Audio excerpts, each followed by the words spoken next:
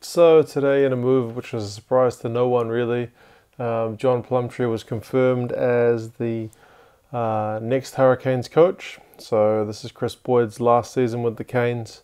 John Plumtree, who's been his assistant, will take over the top job for the 2019 season. And like I said, it's not a surprise. Everything that's been talked about with the two guys is that basically when Boyd leaves, Plumtree would take over. It's been kind of a surprisingly long time that it's taken for them to actually make the announcement. Like, I feel like they could have done it quicker, cleaner. Not that there was a lot of speculation about anyone else getting it, but since Chris Boyd announced he was going to go, I didn't really see any reason to delay. But we get there in the end, so John's confirmed. Yeah, and the question is can he be successful with the Hurricanes? Because he's got pretty big shoes to fill in those of Chris Boyd. So obviously it's not John's first time in a top job. Did a bit of digging because I'm familiar with his Super Rugby history and some of his New Zealand history. But prior to that, he was coach in Swansea, so over in the UK, after a playing stint in South Africa.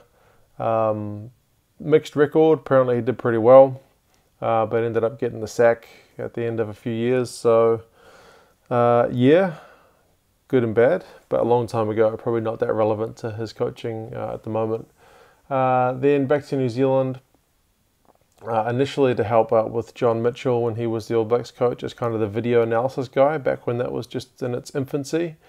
But that wasn't really his thing, so he got back into the coaching with Wellington at the NPC, as it was called then, now Mitre 10 Cup. Yeah, did a decent job with them. I don't think they won it, but they did alright, didn't disgrace themselves. Yeah, went over to be the assistant with the Sharks, and then the next year, was it 2 years, got the top job. So his record with the Sharks is kind of mixed. He never really had a dominant team that just went out and smashed all comers. If you look at these numbers here, kind of middling to high middling. So 09, 8-5-0, so 8 wins, 5 losses. Good enough for 6th out of 14 teams. Not good enough to make the finals, back when it was only 4 teams who made it. In the 2010 season, so 7-6-0, kind of a really average season, good enough for 9th, miles off the playoffs. But that year in the Currie Cup, he managed to win the Currie Cup. He did mention, sorry, I should have mentioned, he did win a couple of Currie Cup titles with the Sharks. So yeah, I guess that 2010 season was kind of forgotten when he did it domestically. 2011, on paper at least, that's their best run. So yeah, 10 wins, 5 losses and a draw, good enough for 6th, which was the final wildcard spot, but knocked out first round to the Crusaders. 2012 is the season best known for, so that's when they made the final. Record of 10-6-0.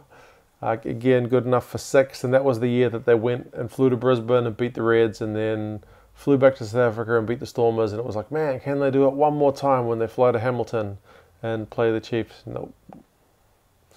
I mean, the Chiefs were the strongest team that year anyway, but certainly having all that travel did not help the Sharks.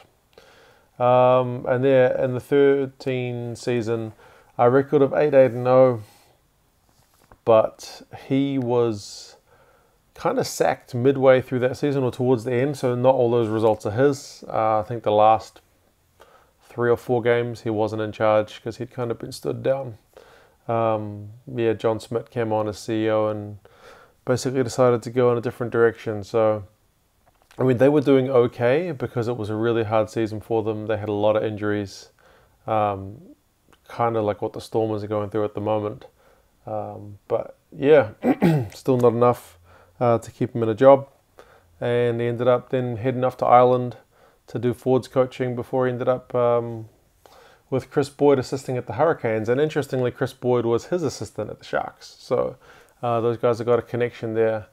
So one of the main questions we've got about John is, between him and Boyd, who's actually the guy running it? We like to think that one guy is the good guy and one guy is less competent. It might be that way, but then again, it might not be. It might just be that they're a good team, work well together. But I guess we'll get a clearer picture once Chris Boyd's left. But yeah, like I said, he's got a decent record. I think as the assistant taking over, he's probably not going to want to change a hell of a lot. He'll have had influence on the guys that they've brought through the system, what they were looking to do. So it's not like it's a whole changeover, a change in regime. He's already in there. He's got all the knowledge. He just has to kind of keep it going and adjust the things that he thinks need adjusting. So we'll find out in 2019 whether his ideas were kind of the right ones or not. But I was having a think about it. How many times can you remember an assistant coach taking over a team and then they just got a heck of a lot better and then they just went on a rampage and became the best team? I couldn't think of any off the top of my head. I know when Robbie Deans got the Crusaders job way back in the day, he was like the team manager or something. I'm not sure because it was, I mean, that was not that deep into the professional era of rugby. So whether or not they had the whole structured thing where you've got a, skills coach, assistant coach, head coach, director of rugby, all these kind of roles maybe weren't as clearly defined back then. I'm not sure if he was essentially an assistant coach, but I mean, obviously we all know that he took over the Crusaders and just, man, won half the titles in the competition's history. So yeah, but apart from him, I couldn't really think of, like, most of the other coaches have kind of coached somewhere else and then been appointed and just kind of done the business. But there might be some that I'm kind of missing.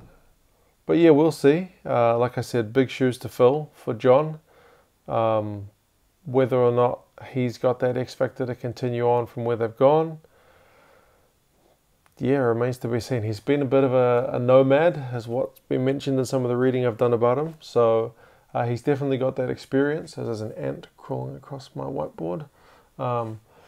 He's definitely got that experience. He's been in the Northern Hemisphere. He's been in South Africa. He's been in New Zealand. So if there's a guy with a bit of rugby knowledge around the world, he'd have to have a pretty impressive resume to match that of John Plumtree. So we'll see how he goes. The fans will be pretty happy, I think, because it's a stable appointment. But Chris Boyd set the bar high. So if things don't go well next season, the pressure will definitely be on him pretty quickly. Maybe he go coach the Blues if Tana decides to leave. Who knows? Anyway, that's it from me.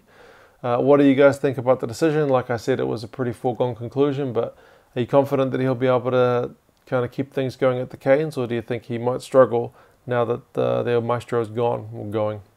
Anyway, yeah, I'll talk to you guys again soon.